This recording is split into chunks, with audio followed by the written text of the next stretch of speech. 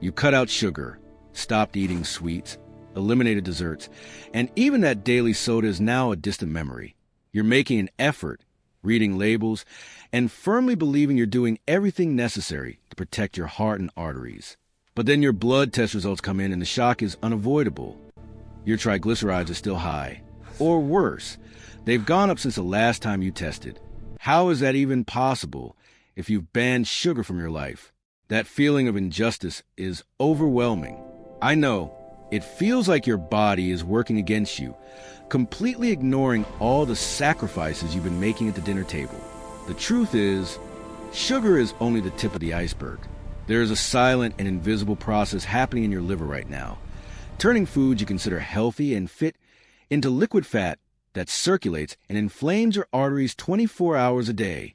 Today, I'm going to reveal the hidden mistake in your diet that keeps your blood thick with fat and show you exactly how to reverse the situation in record time. Hello, I'm Dr. Harrison Blake. I'm a specialist physician with 15 years of clinical practice dedicated to saving hearts and restoring the metabolic health of thousands of patients. If you want to understand the real language of your body and stop being held hostage by confusing lab results, go ahead and like this video right now, subscribe to the channel, and turn on notifications. And tell me in the comments, have you cut sugar and still see no improvement in your numbers? Let's uncover why right now. To solve this mystery, we first need to unmask the foods that don't taste sweet, but that your liver treats exactly like piles of pure white sugar. Think about Michael, a 48-year-old architect in Chicago. Michael is disciplined. He replaces morning bagel with whole wheat toast and a big bowl of oatmeal. At lunch, he chooses a wrap with a healthy brown rice base. He doesn't eat candy, avoids desserts, and drinks unsweetened tea. No, thank you. I avoid Yet sugary Michael's foods. triglycerides Sure, are they look stuck good. at 250 I'm sure. milligrams per deciliter. Michael is a victim of the complex carbohydrate illusion. You see, your liver doesn't care whether glucose comes from a lollipop or from a slice of 7-grain whole wheat bread. As soon as that starch reaches your small intestine, enzymes break it down into simple glucose molecules. By the time it enters your bloodstream, it's just pure sugar. For a body that is already metabolically stressed, these healthy starches deliver a massive energy load the body simply cannot use. If Michael is running a marathon right after lunch, that glucose has nowhere to go. It returns to the liver, and the liver does the only thing it knows how to do with excess energy. It turns it into fat. This brings us to the heart of the biological machine, a process called de novo lipogenesis. This is the liver's internal fat factory. When your blood is flooded with glucose from that brown rice or whole wheat pasta, your pancreas secretes insulin. Think of insulin as the factory's foreman. Its job is to move energy into storage. But if your muscle cells are already full of glycogen, they close the doors. That's insulin resistance. The foreman then takes all that extra glucose to the liver and says, convert this into liquid fat immediately. Those are your triglycerides. They are packaged into tiny transport particles called VLDL and sent into your bloodstream. The most frustrating part for people like Michael is this. As long as insulin levels remain high, your body is biologically incapable of burning fat. Insulin works like a one-way valve. It pushes energy into storage and locks the exit. So even though Michael is eating clean, his carbohydrate intake keeps his insulin elevated all day. He's constantly in storage mode, manufacturing triglycerides, while his body begs for the ability to use its own fat as fuel. He is essentially drowning in energy he cannot access. Now let's look at another hidden culprit that surprises many people: fructose. Meet Susan, a 52-year-old teacher in Atlanta. Susan entered menopause and noticed her midsection growing despite cutting out sweets. To compensate, she began drinking a daily green juice with apple and pear, and she eats plenty of tropical fruits like mango and pineapple because they're natural. Susan's mistake is not realizing that fructose is the express lane to fatty liver. Unlike glucose, which every cell in your body can use for energy, fructose can only be processed by the liver. When Susan drinks her juice or eats high-sugar fruits, she's dumping a toxic load of energy directly onto her liver.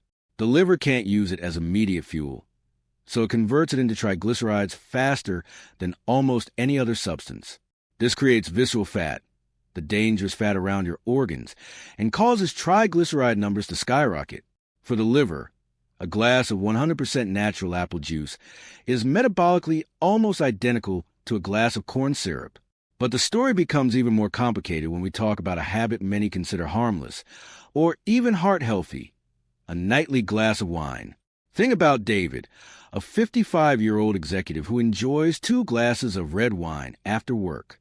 David doesn't eat dessert and keeps his carbs low during the day, yet his triglycerides remain stubbornly high. Alcohol is a metabolic pause button. Because alcohol is a toxin, your liver stops everything else it's doing to prioritize removing it. While your liver is busy processing that wine, it completely stops burning fat and stops clearing triglycerides from your blood. This creates traffic congestion. On top of that, the byproduct of alcohol metabolism is, you guessed it, more triglycerides. For David, those 2 glasses of wine are effectively shutting down his metabolism for up to 48 hours. By the time his liver is ready to burn fat again, he's already having the next drink. Then there's the factor nobody discusses at the dinner table: stress. Meet Karen, a high-performing attorney who is constantly under pressure. Karen follows a strict low-carb diet. She eats salads, lean proteins, and 0 sugar. But her life is a whirlwind of deadlines and cortisol. When you're chronically stressed, your body stays in a constant fight or flight state.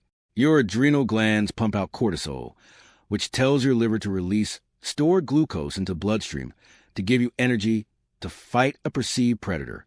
But Karen isn't fighting a lion. She's sitting at her desk. Since she doesn't physically use that extra sugar, insulin rises to clear it, and the liver converts it back into triglycerides. Karen is manufacturing fat from her own stress hormones without putting a single gram of sugar in her mouth. This is why sleep and stress management are not just self-care. They are critical laboratory markers for your heart health. We also need to address the inflammation multiplier: industrial vegetable oils. Most people try to eat healthy, avoid butter and lard, choosing soybean, corn, or canola oil instead. But these oils are rich in unstable omega-6 fatty acids. When you have high triglycerides and consume these inflammatory oils, your fat particles become oxidized. Think of it as a fat in your blood turning rancid. These rancid fat particles are what truly damage your arterial walls and lead to plaque formation. High triglycerides alone are a problem, but high triglycerides combined with systemic inflammation from seed oils put you in a high danger zone for a cardiovascular event. Part 2. We often overlook the role of gut microbiota in this process. When you consume many processed foods, even those labeled healthy, you can develop gut dysbiosis. Certain gut bacteria produce a substance called lipopolysaccharide, or LPS. When LPS leaks into your bloodstream, a condition known as leaky gut, it triggers a massive inflammatory response in the liver. That inflammation forces the liver to produce even more VLDL and triglycerides. So the health of your blood begins in your gut. Without a balanced microbiome, your liver remains in defense mode, manufacturing fat as a protective response to inflammation. Another crucial point is micronutrient deficiency, specifically magnesium and vitamin D. Magnesium is required for over 300 enzymatic reactions in the body, including the activation of insulin receptors. If you're low in magnesium, and about 70% of Americans and Brazilians are, your insulin won't function efficiently, no matter how little sugar you eat. This forces your body to produce more insulin, restarting the triglyceride production cycle in the liver. Vitamin D, on the other hand, acts almost like a hormone that regulates fat metabolism. Low vitamin D levels are directly correlated with elevated triglycerides and insulin resistance. So how do we fix this? How did Michael, Susan, David, and Karen turn their health around? They followed a 30-day metabolic reset that I use with my own patients. The first pillar is prioritizing protein and healthy fats. We removed Michael's morning oatmeal and replaced it with eggs and avocado. By eliminating the starch, we lowered his insulin. Within 2 weeks, his liver shut down the fat factory and turned on the fat-burning furnace. His body finally received a message that it didn't need to store energy. It needed to use it. Protein is the most thermogenic and satiating macronutrient, helping stabilize blood sugar and reduce the burden on the liver. The second pillar is creating a metabolic rest window. We taught Susan stop the green juices and implement a 14-hour fasting window. This gave her liver the time it needed to clear accumulated fructose and triglycerides. When you don't eat, insulin drops, and only then can your body access that stagnant inventory of triglycerides and use them as fuel. Intermittent fasting isn't about calorie restriction. It's about hormonal timing. It gives your system the chance to self-clean without constant glucose interference. The third pillar is high-purity omega-3 and magnesium supplementation. We gave David and Karen targeted supplements to signal the liver to reduce triglyceride production and to calm the nervous system, lowering cortisol. Omega-3 acts like biological instructions telling the liver to stop storing and start efficiently exporting energy. Magnesium helped relax Karen's arteries and improve her insulin sensitivity, allowing her blood sugar to drop naturally, even under stress. Finally, we added resistance training. Not long, boring cardio, but lifting weights twice a week. Muscles are the drain for blood sugar. By building even a small amount of muscle, Michael and David created a place for glucose to go, so it no longer had to reach the liver and be converted into fat. Every gram of new muscle increases your basal metabolic rate and insulin sensitivity, making your body far more resilient to dietary slip-ups. The result? In just 30 days, Michael's triglycerides dropped from 250 to 98 milligrams per deciliter. Susan's waistline began shrinking for the first time in years. David's liver enzymes normalized, and Karen's energy level stabilized. They realized they weren't broken or genetically cursed.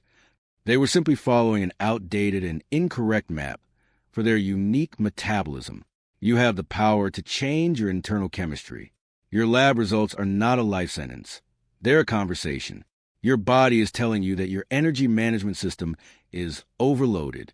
By understanding that triglycerides come from starches, fructose, alcohol, and stress, not just table sugar, you can finally end the frustration and start seeing the results you deserve. It's crucial to understand that cardiovascular health is a multifactorial puzzle. It's not enough to look at one isolated number on a lab test. We must look at the triglyceride to HDL ratio. Ideally, this ratio should be below 2. If your triglycerides are 200 and your HDL is 40, your ratio is 5, a red flag for insulin resistance. But if we lower triglycerides to 100 and raise HDL to 50, your ratio drops to 2, dramatically reducing your cardiac risk. Also pay attention to your waist circumference. Visceral fat, the fat stored between your organs, is metabolically active and highly inflammatory. It's actually the largest triglyceride factory in your body. When you lose belly fat, you're not just improving your appearance. You're shutting down a 24-hour inflammation plant attacking your heart. Strength training and starch reduction are the fastest tools to specifically target this visceral fat. Many people ask me about medications like statins or fibrates. As a physician, I'll say this. Medications have their place, but they're just a bandage if you don't change the environment that created the problem. Taking a drug to lower triglycerides while continuing to drink fruit juice and overeat whole grain bread is like trying to dry ice. Long-term success comes from reprogramming your metabolism to function the way nature intended. The journey to health is not a sprint. It's a marathon of knowledge and awareness. Start today by making small swaps. Replace juice with whole fruit, or better yet, water with lemon. Replace your morning bread with a high-quality protein source. Try giving your body a 12 to 14-hour break from food overnight. These small changes accumulate enormous power over time. You are not just a passenger in your health journey. You are the pilot. The choices you make at your next meal, how you manage your evenings, and how you perceive healthy foods will determine the quality of your blood and the longevity of your heart. Your body has an incredible capacity for regeneration, as long as you stop supplying the wrong inputs. If this information shed light on why your numbers haven't been improving, please share this video with someone who's struggling. We're facing a global metabolic crisis, and applied knowledge is the only way out. Your feedback matters deeply to us. Leave your comment below with your questions or share your own transformation journey. I'm Dr. Harrison Blake, and it's my mission to ensure you have the truth about your health, grounded in science and real clinical practice. Thank you for watching. Take good care of your heart, and I'll see you in the next video.